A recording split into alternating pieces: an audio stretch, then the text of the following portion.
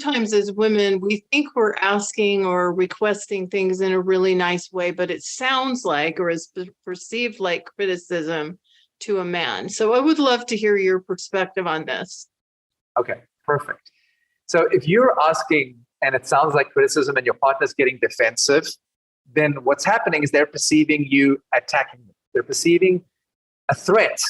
At an unconscious level, their amygdala, the part of their reptilian brain, it's back here in the brainstem, which is responsible for fight or flight, is perceiving a threat.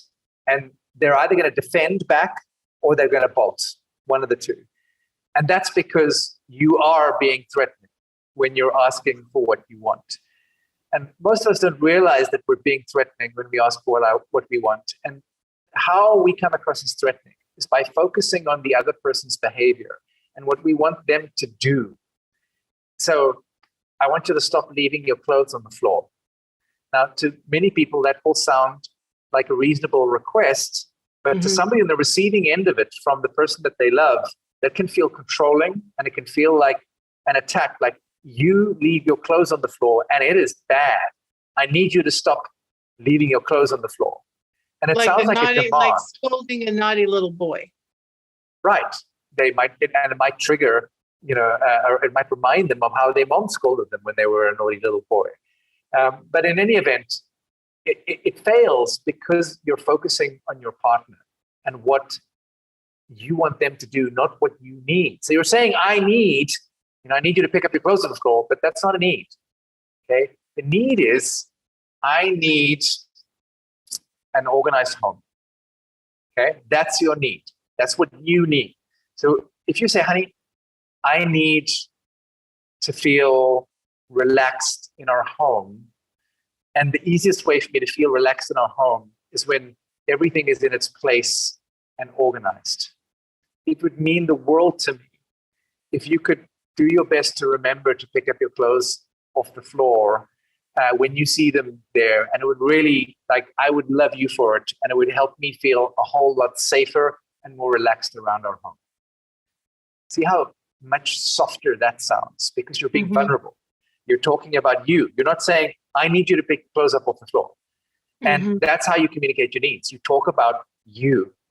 And these are many of the simple communication structures that I teach. And as you can see, they're not rocket science. You don't have to remember, 25 different sentences and try and, parrot them back to your partner. You just have to understand some very basic distinctions. Like when you're asking for what you need, talk about an internal need. Don't talk about an external need or an action you need your partner to take. You can invite them to take that action. So I said in this example, it would mean the world to me if you could, next time you're wandering around the house, try to remember to pick up your clothes off the floor so I can feel safe. What I'm doing there is I'm expressing the joy that my partner will create for me when they pick up their clothes. And most people want to leave their partner feeling happy. And I'm also expressing why it's important for me. It's important for me because it will help me feel safe. It doesn't have to be complicated. Yeah. Yeah. It's so interesting because so many things that we kind of work in the area of nuance. It's like just some of these little tweaks, what seem like little tweaks can make a world of difference. It's amazing. So another question I would like to ask you while I have you here, just because I love hearing the male perspective and your perspective in working with couples is, so let's say, let's give an example. This is an example one of my clients has been dealing with in the past, was her partner kind of had this, he lost his job. He's looking for another job, but from her perspective, he wasn't looking hard enough for the job and he wasn't doing it right. So she decides she's going to try to help him. She's like sending him job leads by email and she's doing all these things to try to help him. And he gets mad at her and she perceives that she's being helpful and he perceives that she's being controlling or interfering. So my belief is that unless a man, and this is, maybe men and women are different this way, I don't know, but unless a man is like specifically asking for help, the more empowering thing to do is to say something like, I believe in you. I know that you're working on this. I know you're going to find your way forward in this and empower him in that way, and then do whatever she needs to do to feel secure. But what would you have to say about that? Like, this is another thing where I think women feel like they're being helpful. That's just an example, but women feel like they're being helpful and men perceive it as being controlling. And I'm sure it can go both ways. I'm sure it can happen. I don't think it's a man-woman thing. I think it's right. I just happen to work with women, so I'm hearing. Yeah, sure. You're hearing one side of the story.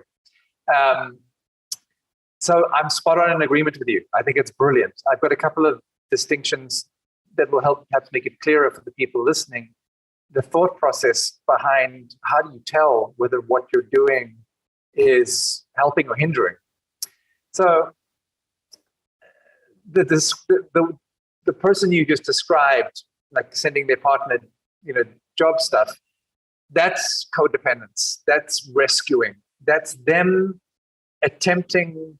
It's a kind of to control their partner, not for their partner's sake, for their own sake, so that they can feel better. They want the partner to get a job so that they feel less anxious. But the problem is, the minute you begin doing things for people that any grown-ass adult should be expected to do for themselves, you treat them like a child. You treat them as if they're incapable, as if they're somehow deficient or insufficient.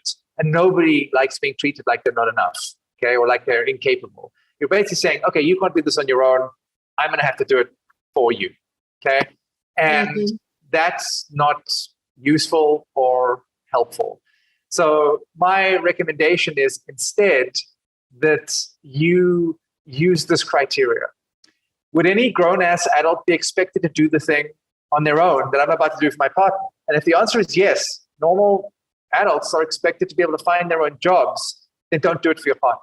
Cheerlead from the sidelines. So your job is to be a cheerleader, unless, as you rightfully said, Michelle, they ask you for support and help, in which case show up in an empowering way, not taking their power away and turning them into a victim by doing things for them they should be doing for themselves.